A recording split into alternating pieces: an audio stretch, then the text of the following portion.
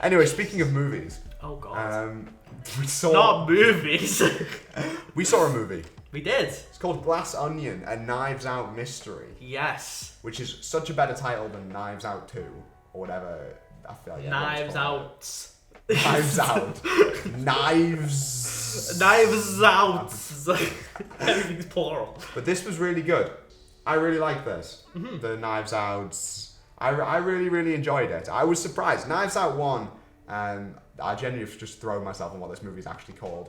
Knives Out 1 I thought was alright. Mm-hmm. I think it's carried by Daniel Craig, who owns that performance. Anna de Armas. Anna de Armas is Give good in credit to it. her, she's great. Yeah, she's good in it. But I thought the supporting cast in Knives Out 1 was... It wasn't developed enough to really get anything too interesting out of. It wasn't particularly funny enough. I thought the setting itself was interesting, but it crafted a really... It was cool to see a modern take on a murder mystery, but it was still... I mean, it was just a typical murder mystery. Yeah. I've played Professor Layton games. I know all about I know what I'm doing. Exactly. And I thought it was fine. Knives Out 2, The Glass Onion, or whatever it's called.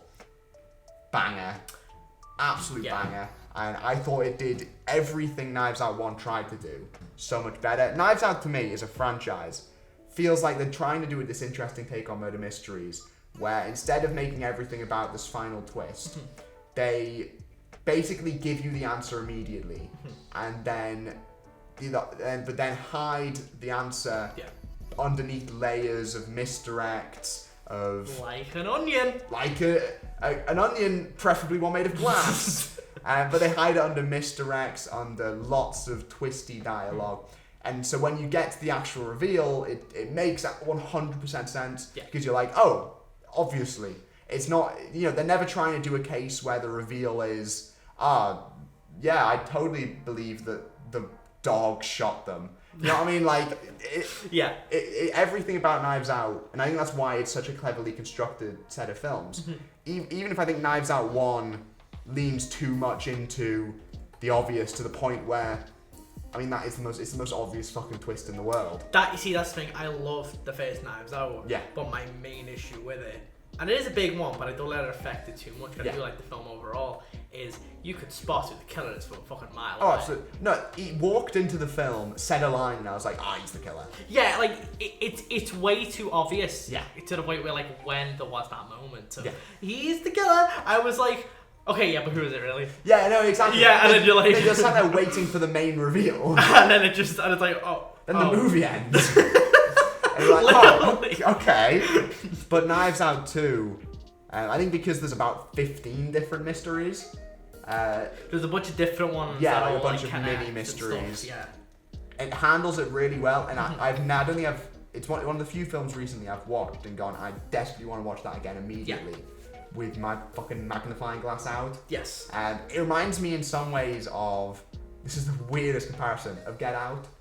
Yeah. Because there's that similar level, I'm assuming, I'm fucking fingers crossed. I don't know whether or not all of this was done in edits to make the film look smarter than it is. I'm assuming if you watch it again, there's clues, like the clues they say are there are actually there. There definitely are clues, I imagine, But it feels to me like it's going to be a case where the script is full of the foreshadowing. So when you watch it again, it's like putting the puzzle together. You're able to sort of, because that's the thing. I think this one's more outwardly being a puzzle piece. Yeah. Whereas I think the first one is pretty linear. Yeah. Whereas this one goes like back and forth, and it goes like, and it's like it all sort of. This one is very different because it's more ambitious. Yeah. But it's also way sillier. It feels more like a Professor Layton game. Yeah. Because Professor Layton has about 20 different mysteries going on. Yes. And you're going, you're solving, you're doing all these things, you're seeing flashbacks, you're seeing flash forwards, you're fucking talking to everyone, you're playing mini games. That's what this felt like. It felt like a series of fucking weird, wacky characters doing wacky things. You go and solving all these mysteries, you've got your fucking quest journal in the background. It felt, while the first one kind of felt like, oh, it's a movie where there's, this one felt more like watching Blanc, because he has no fucking idea what's going on. Watching him go, like, actually solve it. Yeah. The first one felt like Blanc had it from the fucking get-go. Yeah. And it felt like the first one felt like you were waiting for the reveal. The Yeah. second one feels like you're piecing it together yourself. You're piecing it together, and then when you do, you're like, oh, okay, Yeah. I can see it. Yeah. And that's what's like really smart about this one is it's not just another Knives Out. Yes. Even though it is a Knives Out mystery, it is connected. This one is going for like something different. It's a kind of mystery. It's still a murder mystery. It still has a lot of the trappings of the first one, obviously with Daniel Craig's character, but it's different and a lot sillier, and it's like a different type. Daniel of Craig plays Among Us. He plays Among Us when you see him in the first scene, and it's the funniest fucking He plays thing. fucking Among Us with a bunch of old people. A bunch of old people who I think are like other like And murder they say, you are the imposter. But then and there's like fucking NFT jokes and so, and it's like, but all of those jokes don't feel like cheap. They don't feel like right, like you know, like you can argue the entire film is bloody just. Oh, is Ryan Johnson just saying how much he hates Elon Musk? I mean, he 100% is, but at the same time, it's not like he's just like, you know, blindfolded and he's just like throwing darts at like certain ideas. Yeah. They all go into what he's saying. I mean, it seems like the common theme of Knives Out seems to be it's also a satire on rich people. Yeah. That seems to be the connecting theme. Yeah. Because like obviously the first one had that as well. It's like that seems to be. This is like a different category of rich people. Yeah. The first one felt very. I mean, it's been years since I saw it, but the first one felt very more like your classical perspective on rich people. Yeah, and it was like a family, and it was like all this. And it's like whereas this one is. It's more like influencer. Like Silicon Valley and all that. Like that kind of that's I mean, Dave Bautista plays a fucking Twitch streamer who got banned from Twitch and got a YouTube deal. Yeah. That is actually just Dr. Disrespect. No, like, yeah, and after me, it's like, it's all these different things, but I think that stuff is very easy for any filmmaker to be like, Dave Bautista played Andrew Tate, I just realised that. Pretty much. He's basically Dr. Disrespect. And if he did Andrew Tate content. Pretty much. That's insane. And you know what? It makes sense, because Dave Bautista's great in it. He was really good in it. And I think what's interesting about all of these is how both of these movies have both had, like, bring up, like, topical things. Yeah. And bring up, like, rich people bad. Yeah. But it doesn't do it in, like, a cringe way where you feel like, you know, I don't know, he's, like, preaches to the choir, or, like, Ryan Johnson's, like, I don't think he's better than everyone else. Yeah. He's doing it in a way where, like, that, like, relatability from, like, the audience, when they go, oh, like, you know, they can laugh at it because, you know, obviously Elon Musk. Yeah. Like, it's very clearly a target in this one, and it doesn't hide it. But it's one of the way, like, I think the film knows at the same time it is also a murder mystery, and it's not trying to make a grand point. It never stops being a murder mystery. No.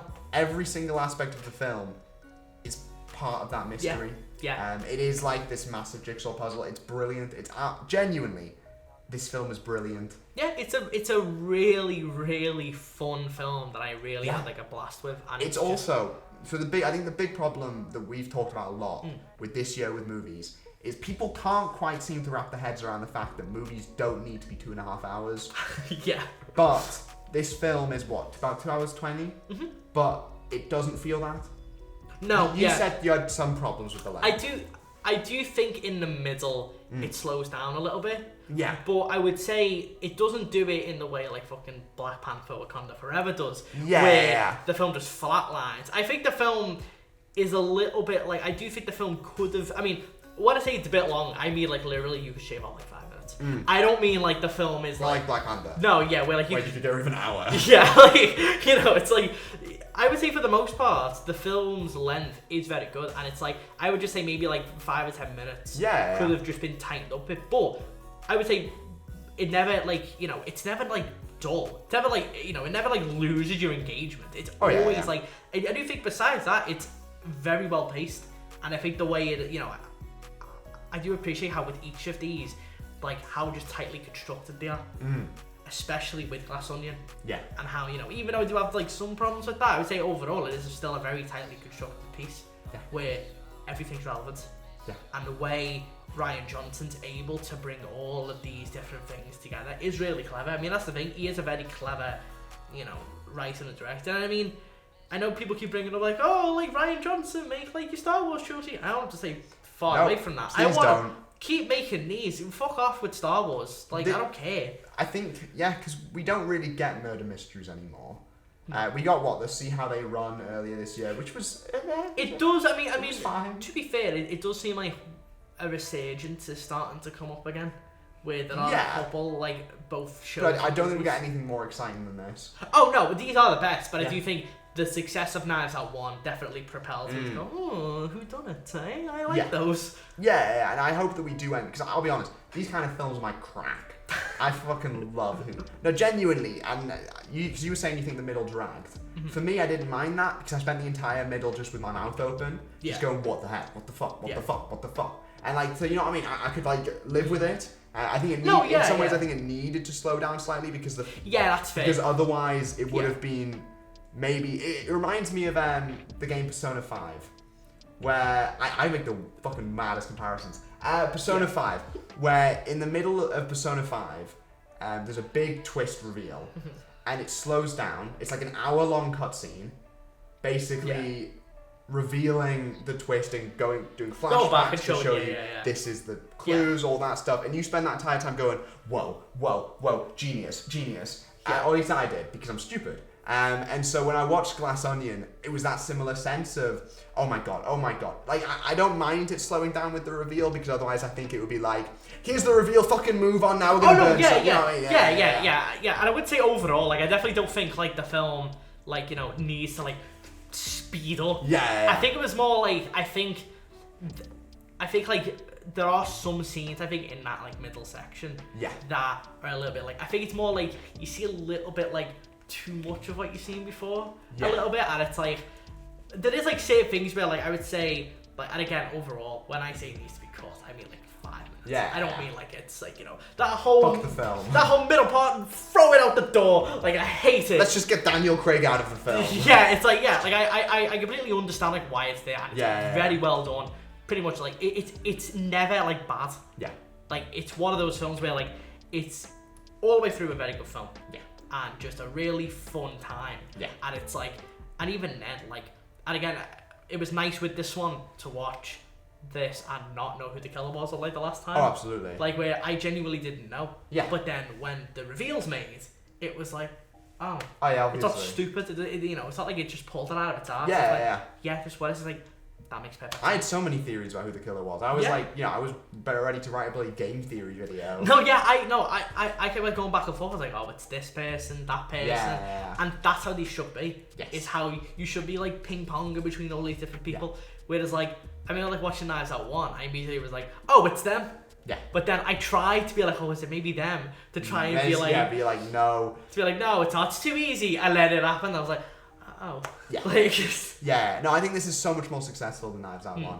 And it makes me really excited to see where he goes with